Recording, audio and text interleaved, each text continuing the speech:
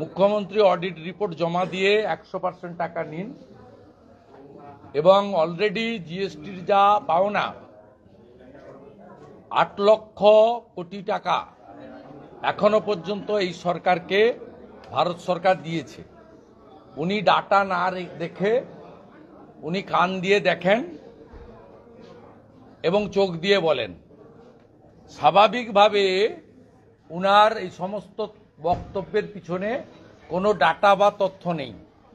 উনি একটা white paper জারি করুন যে জিএসটিতে আমার প্রাপ্য কত, জিএসটির প্রাপ্য ঠিক হয়। সব রাজ্যের অর্থমন্ত্রীদের সঙ্গে ভারত সরকারের অর্থমন্ত্রীর মিটিংয়ে, সেই মিটিংয়ে আগে ডক্টর অমিত মিত্র যেতেন এবং তিনি জিএসটি চালুর সময় কনভেনার ছিলেন অল স্টেট ফিনান্স মিনিস্টারদের। এখন মাননীয় চন্দ্রিমা ভট্টাচার্য যান। জিএসটিতে সেন্ট্রাল গভর্নমেন্টের গত চারটে ফাইন্যান্সিয়াল ইয়ারে, 21-এর আগেরটা ছেড়ে দিলাম, 21 সাল থেকে অদ্যবধি 4টে ফাইন্যান্সিয়াল ইয়ারে ভারত সরকারের কমিটমেন্ট কত ছিল, তিনি কত পেয়েছেন, তিনি একটা হোয়াইট পেপার দিন। উনার যদি কমিটমেন্ট অনুযায়ী মোর দেন 90% টাকা না পেয়ে থাকেন, অডিট রিপোর্ট না দেওয়া সত্ত্বেও, তাহলে অল পার্টি ডেলিগেশন পাঠান নর্থ ব্লকে এফএম এর কাছে। তাতে বিজেপি এমএলএরা বা এলওপিকে ডাকলে আমি পার্টিসিপেট করব। আর আমি আপনাকে তথ্য ডাটা দিয়ে বলে দেব কমিটমেন্টের মোর দেন 90% পেয়েছেন এবং দুটো রাজ্য অডিট দেয়নি, একটা সিপিএম পরিচালিত কেরালা আর একটা তৃণমূল পরিচালিত পশ্চিমবঙ্গ। ক্লিয়ার? আপনাকে পরিষ্কার বলি, গতকাল ভারতবর্ষের অর্থমন্ত্রী মানরেগা আর আবাস নিয়ে পরিষ্কার বলে দিয়েছেন যে আমরা আটকাইনি, চলমান স্কিম। 25 লক্ষ জব কার্ডের আপনি টাকা, ভুয়া জব কার্ড বেরিয়েছে, এরা বলছে উত্তরপ্রদেশে বেশি। উত্তরপ্রদেশ সহ অন্য রাজ্যের ডিলিট হওয়া ফেক জব কার্ডের এগেনস্টে টাকা তুলে নেয়নি। একমাত্র রাজ্য পশ্চিমবঙ্গ যেখানে 25 লক্ষ ভুয়া জব কার্ডের এগেনস্টে 8,000 কোটি টাকা, 7,000 কোটি সামথিং ক্যালকুলেশন করে দেখা গেছে, তারা ভুয়া জব কার্ড হোল্ডাররা ভারত সরকারের সংবিধান প্রদত্ত কর্মসূচির টাকা তুলেছেন।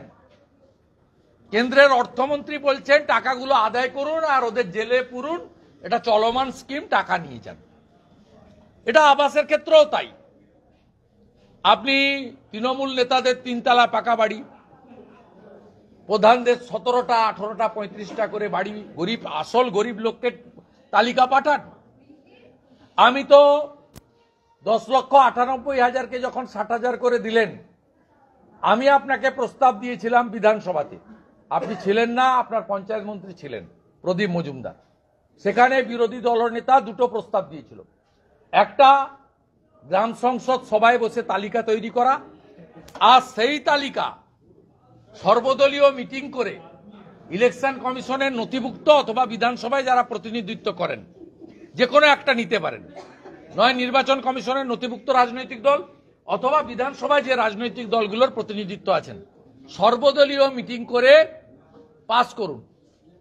জ্যোতিবাবুর সময় রিলিফ ডিস্ট্রিবিউশনের ক্ষেত্রে যদি 3 ম্যান কমিটি থেকে থাকতে পারে, যে কোনো ডিজাস্টারের ক্ষেত্রে বা ক্রপ ইন্স্যুরেন্সের ক্ষেত্রে, সেখানে তখন কি ছিল, গ্রাম পঞ্চায়েত লেভেলে বা ওয়ার্ড লেভেলে ছিল গ্রাম পঞ্চায়েতের প্রধান বা তার প্রতিনিধি, বিরোধী দলনেতা বা তার প্রতিনিধি, আর বিডিওর সরকারি প্রতিনিধি। আমাদের তো সিম্পল দুটো দাবি, গ্রাম সংসদ থেকে আপনি তালিকা করুন। আপনি এবারে যে তালিকা করেছেন তাতে 2.5 লক্ষ নাম মুখ্যমন্ত্রীকে বলতে পাঠিয়ে দিয়ে বলেছেন এটা ইনকোয়ারি হবে না, ঘর দিয়ে দিন। আমার এলাকায় আপনার বিডিও এফআইআর করেছে দাউদপুরের একজনের কাছে যে মুখ্যমন্ত্রীকে বলতে নাম লিখিয়ে 60,000 টাকা পেয়েছে, সে ভুয়ো লোক। তার টাকা ফেরতের জন্য এখন বিডিও নন্দীগ্রাম 1 তিনি এফআইআর পর্যন্ত দাখিল করেছেন। আমরা চাই সে রাজ্য সরকারের হোক, কেন্দ্র সরকারের হোক, ঋণ নেওয়া টাকা হোক, ট্যাক্সের টাকা হোক আর জিএসটির টাকাই হোক, এটা পাবলিক এক্সচেকারের মানি প্রপারলি ইউটিলাইজ হোক এবং আসল বেনিফিশিয়ারিরা পাক। আপনার এই কাটমানি সিস্টেম পার্টির লোকদের গোয়ালঘর দেখিয়ে 3টে করে বাড়ি এবং ফিশারি চালা দেখিয়ে আবাসের টাকা দেওয়া আমরা বিরোধী। আর আপনাকে শুনে রাখুন মমতা ব্যানার্জি, এই 60,000 বা 1,20,000 এখন কোনো ঘর হয় না। ভারতীয় জনতা পার্টি পশ্চিমবঙ্গে এলে 3 লক্ষ টাকার বাড়ি দেবো আমরা কমিটেড, অন রেকর্ড বলছি। এই রাজ্যের বিজেপির 2-3 জন প্রধান সারির নেতার মধ্যে as per my post, by virtue of my post, LOP হিসেবে আমি এই দায়িত্ব নিয়ে এটা বলছি। আমি আমার সেন্ট্রাল লিডারশিপ এবং আমাদের ভবিষ্যতের কর্মসূচির মধ্যে এটা ইনকর্পোরেট করাবো। সব এমএলএদের পক্ষ থেকে আমি কমিট করছি যে 1,20,000 বাড়ি হয় না।